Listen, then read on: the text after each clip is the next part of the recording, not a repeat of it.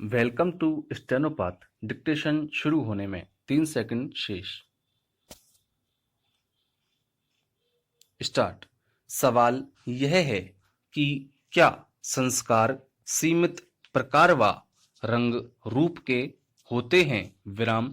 अपने कर्तव्य का कर्मठता से पालन करने वालों द्वारा दुर्भावना का प्रचार करने मात्र से संस्कारों का कार्यान्वयन बदल दिया जाता है। विराम। कटे फटे घिसे कपड़े तो पारंपरिक मजबूरियों का फैशनेबल पुनर्जन्म है।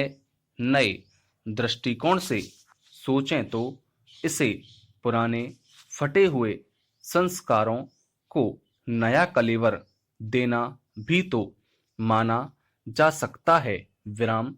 गर्व महसूस करने के लिए जरूरी तो नहीं कि सामाजिक, धार्मिक, राजनीतिक या आर्थिक उपलब्धि हासिल की जाए।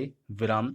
सार्वजनिक स्तर पर शारीरिक व मानसिक रूप से नंगे होते हुए लेकिन महंगे डिजाइनर खुशबूदार कपड़े और जूते पहनकर सभी से यह कहलवाने की रिवायत जारी है। विराम। आज जो संस्कार जिंदगी के बाजार में उपलब्ध हैं वे फटी हुई जीन्स से बेहतर नहीं दिखते। उनमें से जिस्म ही नहीं आदमियत भी नंगी होती नजर आती है। विराम। सबके सामने कपड़ों समेत नंगे होकर बात मनवाने के जमाने में यह भी कहते रहना जरूरी हो गया है कि गौर से देखिए मैंने खुद को कितने अच्छे से कवर कर रखा है। विराम। हमारे यहाँ तो फटे हुए बयान भी अनेक संस्कारों के मुंह सलने का जिम्मेदारी भरा काम करते हैं। हमारे यहाँ तो बयान ही जुबान को विशेषज्ञ बना देता है। विराम। जुबान है तो हिलना भी जरूरी है। विराम। संस्कारों की बात करें तो संस्कार अनेक बार कपड़ों में भी प्रवेश कर जाते हैं। विराम। सुबासित कपड़ों की धुलाई में प्रयोग किए जाने वाले वॉशिंग पाउडर का इस्तेमाल शुरू कर लिया जाए तो बंदा राजनीति में सफल होने का ख्वाब देख सकता है। विराम।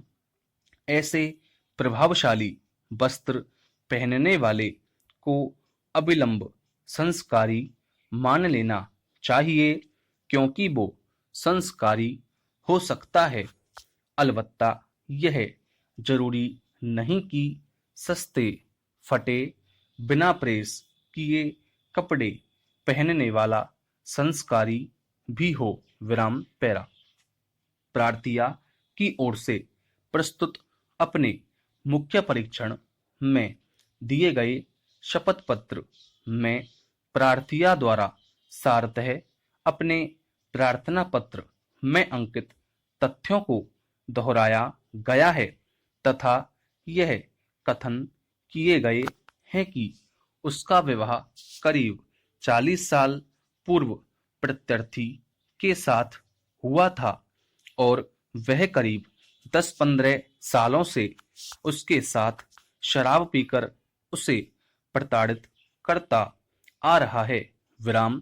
मारपीट की घटना की रिपोर्ट महिला पर्यवेक्षक द्वारा तैयार कर पेश की गई है जिसमें भी प्रार्थिया द्वारा उसके पति द्वारा उसके साथ मारपीट करने का कथन किया गया है।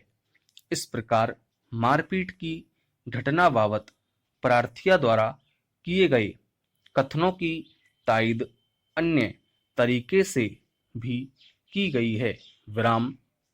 पत्रावली पर आई साक्ष्य से पक्षकारों के मध्य पति पत्नी तथा साझा गृहस्थी में रहने के तथ्य की तायद प्रार्थी द्वारा की गई है, विराम। इसके अतिरिक्त प्रत्यर्थी के विरुद्ध एक पक्षीय कार्यवाही होने के कारण प्रार्थिया से जिरह नहीं की गई है, जिससे प्रार्थिया के बयानों में कोई ठोस विरोधाभास होना तथा उसके बयानों का खंडन होना प्रकट नहीं होता है, विराम। अतः पत्रावली पर उपलब्ध साक्ष्य सामग्री से प्रार्थिया के साथ प्रत्यर्थी द्वारा साझा गृहस्थी में निवास करते हुए प्रार्थिया के साथ घरेलू हिंसा कारित किया जाना प्रकट होता है, जिससे प्रार्थिया व्यथित व्यक्ति की श्रेणी में आती है, विराम। पक्षकारान पति पत्नी होने के कारण एक दूसरे के साथ निवास कर रहे हैं तथा प्रार्थिया ने अपने प्रार्थना पत्र में प्रत्यर्थी द्वारा उसके साथ घरेलू हिंसा कारित न करने व किसी अन्य की मदद से भी घरेलू हिंसा कारित न करने का अनुतोष उक्त धारा के अंतर्गत चाहा है, विराम। चूंकि प्रार्थिया के साथ प्रत्यर्थी द्वारा घरेलू हिंसा कारित किए जाने के कारण प्रार्थिया का व्यथित व्यक्ति की श्रेणी में आना प्रमाणित पाया गया है, तो ऐसे में प्रार्थिया के पक्ष में संरक्षण आदेश के संबंध में अनुतोष प्रदान किया जाना न्याय संगत है, विराम।